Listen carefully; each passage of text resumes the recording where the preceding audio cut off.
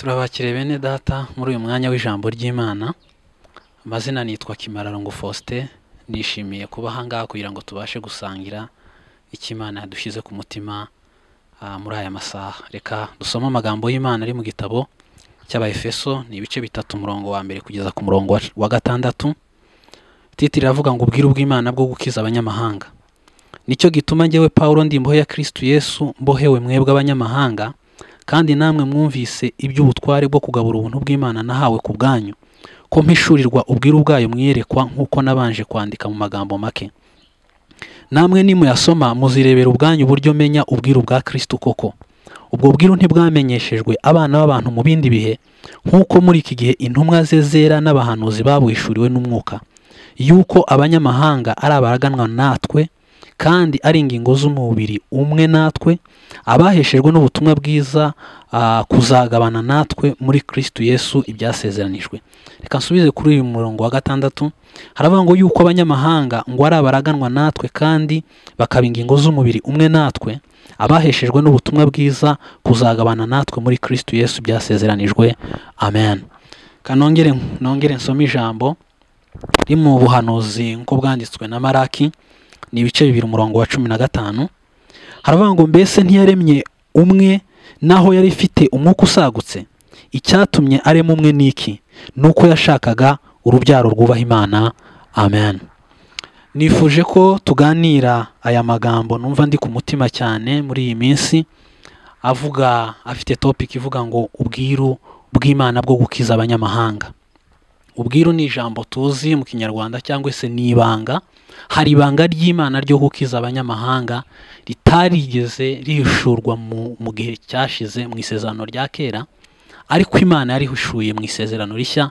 Dukwiriye kurisangira kandi tukamenya abanyamahanga abaribo n'ubu Imana yabagiriye, n'iri banga Imana yari yarabashije guhisha uhereye kera kose. Uko twasomye mu gitabo mu buhanuzi nk'uko bwanditswe na Maraki, iri jambo ni ijambo ryerekana intego y'Imana irema isi cyangwa se irema umuntu. Aho twasomye havuze ngo Imana yaremye umuntu umwe, ngo nubwo ngo yari ifite ngo umwuka usagutse. Arangije arabateste niki cyatumye irema umuntu umwe. Bibiliya iravuga ngo nuko Imana ngo yashakaga ngo urubyara ngo rwubaha Imana.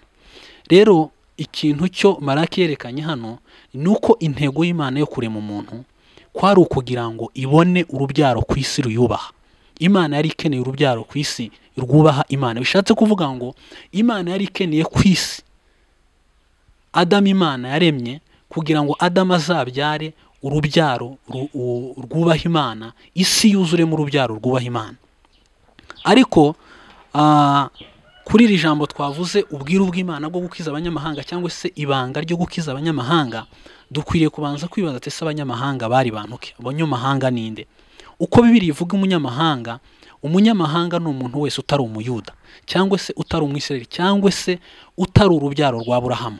Undi wese utari urubyaro rwa Aburahamu, uwo muntu yitwa umunyamahanga, cyangwa se ayo moko yitwaga abanyamahanga.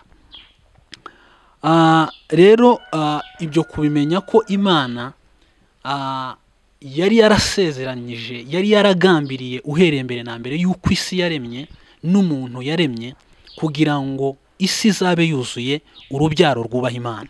Ariko mwikubitira Imana irema umuntu, ntabwo Adamu yigeze akiranuka ku bw'icyo kintu, kuko yaje gukora icyaha. Bibiliya ivuga neza mu gitabo cy'Abaroma ibice 5 umurongo wa 15, aravuga ngo kuko ibyaha byazanywe mu isi n'umuntu umwe, isi yuzuramo abanyabyaha aho kugira ngo yuzuremo abakiranutsi cyangwa se abubaha Imana. Ariko nubwo byagenze gutyo, Imana yari ifite umugambi yuko izongera kandi kongera gutegura umugambi wo kugira ngo isi yuzuremo urubyaro rwubaha Imana, cyangwa se itegure uburyo urwo rubyaro ruzongera kuboneka. Uko rero iminsi yagiye igenda, dusomye inkuru uhereye mu itangiriro, tuza kubona mu gice cya kabiri uburyo Imana yatoranyije umugabo bita Aburahamu. Uwo mugabo bita Aburahamu, Imana yamukuye mu gihugu cyitwa igihugu cy'Abakarudayi. Imana rero imuhamagaye yamusezeranyije imigisha myinshi, imigisha igera kuri 7. Ariko sinyivuga yose. Umugisha wa 7 Imana yasezeranyije Aburahamu nuko yamubwiye ko mu mahanga yose cyangwa se mu miryango yose yo mu isi ngo niho izahererwa umugisha, imiryango yose yo mu isi izahererwa umugisha muri we. Icyo kintu cyari ikintu gikomeye cyane, kuko mu Bagalatiya Pawulo yaje kubivuga ibice 3:8 yaravuze ngo ibyanditswe ngo byamenye bitaraba, ngo yuko abanyamahanga ngo bazatsindishirizwa no kwizera, ngo babiheshejwe no kwizera. Ngo bibwira Aburahamu ngo ubutumwa bwiza bw'ibitaraba ngo biti yuko muri wowe ariho amahanga yose azahererwa umugisha. Mu by'ukuri Aburahamu kumubwira kuriya yari mubwiye ubutumwa bwiza bw'ibintu bitaraba, kandi kugira ngo imwereke neza yuko kuba yaramutoranyije ntabwo ari ikindi gikomeye cyane. Mu gitabo cyo gutegeka kwa 2 ibice 7 Imana yakundaga kubibwira Abisirayeli cyane, ikababwira ngo icyatumye mbakunda nkabatoranya ngo suko mwarutaga ubwinshi andi mahanga, ahubwo gusa n'urukundo yabakunze irabatoranya. Rero Imana yari ikeneye gutoranya Aburahamu, cyangwa se yatoranyije Aburahamu kugira ngo izamukuremo mu rubyaro rw'izamukuremo umucunguzi uzabasha kandi kuzuza intego Imana yari yaragambiriye igihe yaremaga umuntu, ariyo yo kugira ngo yongerezane urubyaro rushya cyangwa se ubwoko bumwe. Rero uko inkuru zagiye zigenda sinzitindaho, ariko Imana yagiye yerekana ububwiru, yagiye yerekana ibanga mu isezerano rya kera mu buryo navuga ngo ntibujimije, ariko hari ukuntu butagaragaraga cyane, kuko urebye Bibiliya isa nkaho ari nka Bibiliya y'Abisiraheli, kuko usanga amateka yabo agenda agaragaza uburyo bahamagawe no kugeza. Bibiliya yose igenda igaragaza amateka y'Abisiraheli, ariko mu by'ukuri icyo turi kuvuga nuko hari ibanga ry'Imana ryari ryihishemo ryerekana ko Imana yari ikeneye urubyaro, yari ikeneye urubyaro ruyubaha ruturutse noneho mu mahanga yose, kugira ngo wa mugambi yatangiranye ireme umuntu kugira ngo wuzure. Mu gitabo cya Hoseya ni Hoseya bihanuye ibice 9:25 yaravuze ngo abatari ubwoko ngo nzabita ubwoko. Iryo jambo narayikunze cyane, kugira ngo Imana yongere kandi yerekane ko abantu b'abanyamahanga batari ubwoko, tutitwaga ubwoko. Imana yaravuze ngo noneho abatari ubwoko nzabahindura ubwoko, kandi abari inyundwakazi nzabita inkundwakazi. Inyundwakazi ni umuntu udakunzwe, ariko inkundwakazi ni umuntu ukunzwe. Ni ukuvuga ngo abanyamahanga ntabwo bari ubwoko, ntabwo babarwaga nk'ubwoko bw'Imana. Ikindi kandi bari abantu badakunzwe, badafite igikundiro ku Mana. Ariko Bibiliya ivuga Abisiraheli. Pawulo avuga mu gitabo cy'Abaroma, aravuga ngo Abisiraheli ngo bafite igikundiro. Ni ukuvuga ngo twebwe twari abantu badakunzwe n'Imana, ntitwari n'ubwoko bw'Imana, ariko Imana iravuga ngo abatari ubwoko nzabahindura ubwoko. Gutegeka kwa 2 ibice 32:21 niho Imana yabibwiye Mose igihe Abisiraheli bari bamaze gucumura nabo bamaze guta Imana. Yarababwiye ngo nzabateza ishyari ku batari ishyanga, ngo kandi nzabarakaza ngo nkunze ngo ishyanga ritagira ubwenge. Haleluya.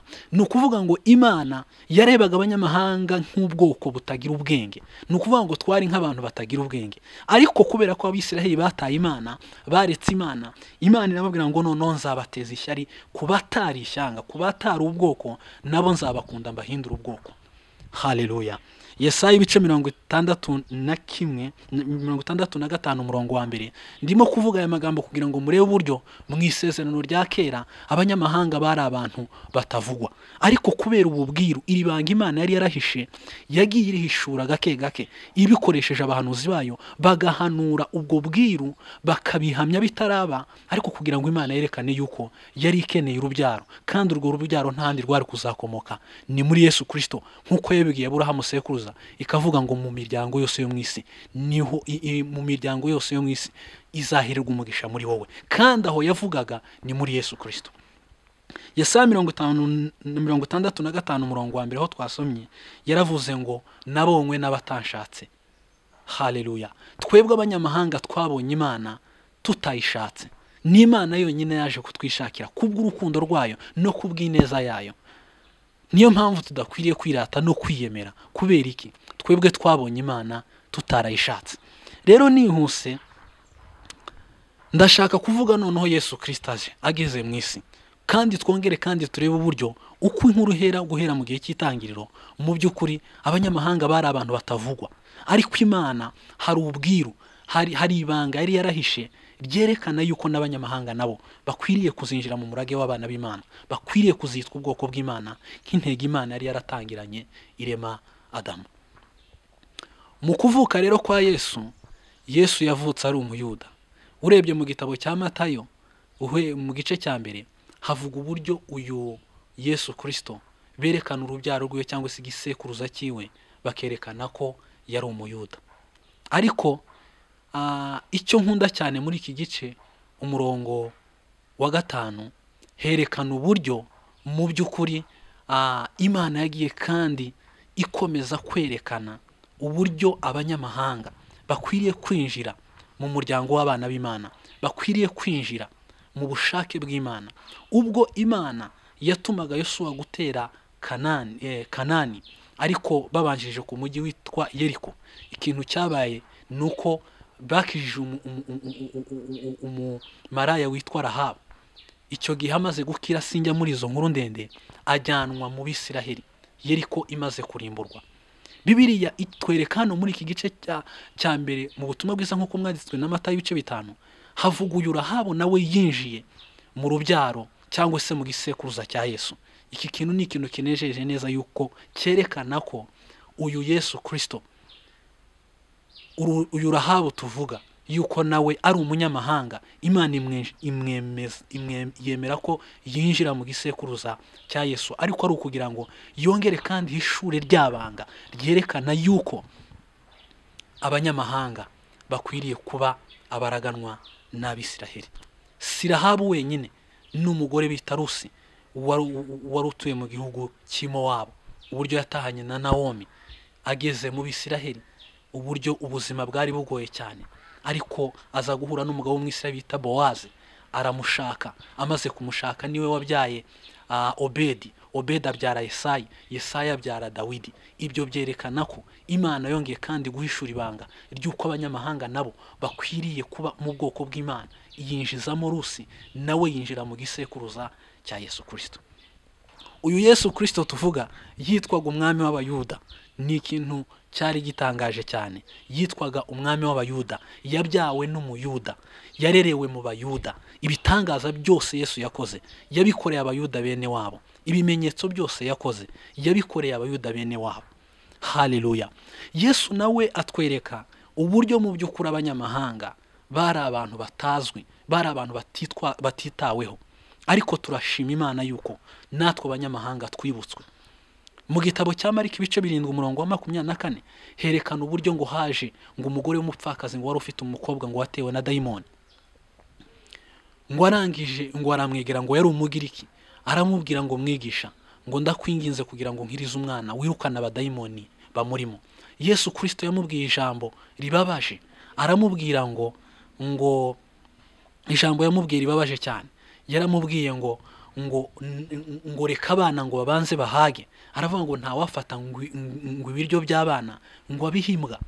Ni ikintu kibabaje cyane. Abanyamahanga twitwaga imbwa, twari abantu badafite agaciro. Ariko nubwo Yesu yerekanye agaciro gake k'abanyamahanga muri icyo gihe, yongeye kwerekana agaciro kabo igihe yasuraga umugore w'Umusamariya mu gice cya 4 mu butumwa bwiza nk'uko bwanditswe na Yohana. Yaramusanze ngo yiyumvishemo yuko akwiriye kunyura i Samariya, ngo ahageragira ku iriba, ngo asanga umugore w'Umusamariya. Arangije aramubwira ngo wampa ku mazi yo kunywa. Uwo Musamariya aramubwira neza kuko nabo bari biyize ko ari abantu basuzuguritse. Aramubwira ati se uransaba amazi gute? Kuri umuyuda nkaba ndi Umusamariya. Bibiliya ivuga neza, iryo jambo ni ijambo ritangaje cyane.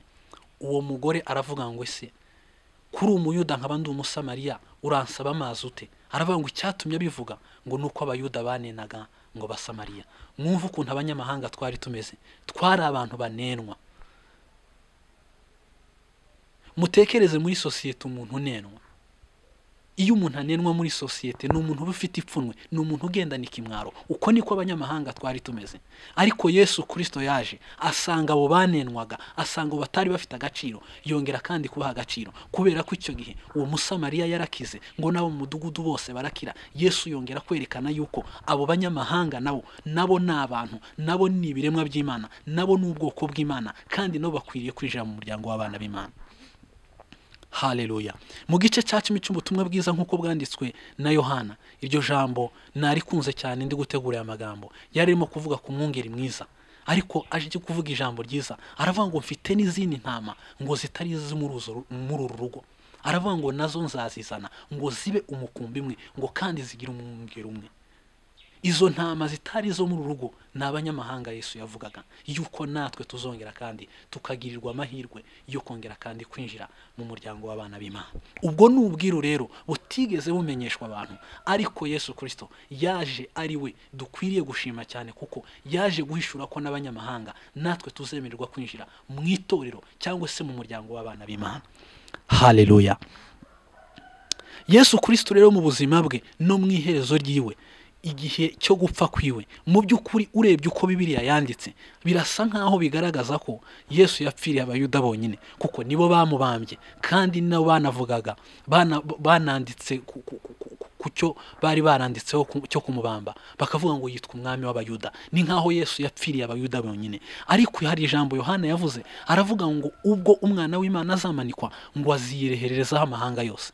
Haleluya. Yesu Kristo yapfuye ku musaraba kugira ngo yihererezeho amahanga yose, ntabwo yapfuye kugira ngo yihererezeho abayuda bonyine. Icyampa bene data tukamva inkuru nziza twebwe abanyamahanga, iryo ni ishimwe rikomeye cyane.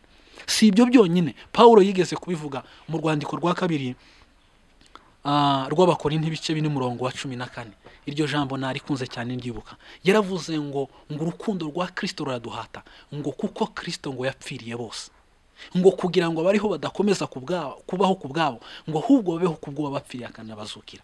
Yesu Kristo yapfiriye bose. Izo ni inyigisho z'ibinyoma zivuga ngo yapfiriye abantu bamwe. Oya, yapfiriye abanyamahanga, apfira n'abayuda bose. Nubwo uko Bibiliya yanditse byashakaga kutwereka yuko Bibiliya Yesu Kristo yakomotse mu rubyaro rw'abayuda, bisa nkaho yapfiriye abayuda, ariko yapfiriye bose kandi abapfira nta tandukaniro.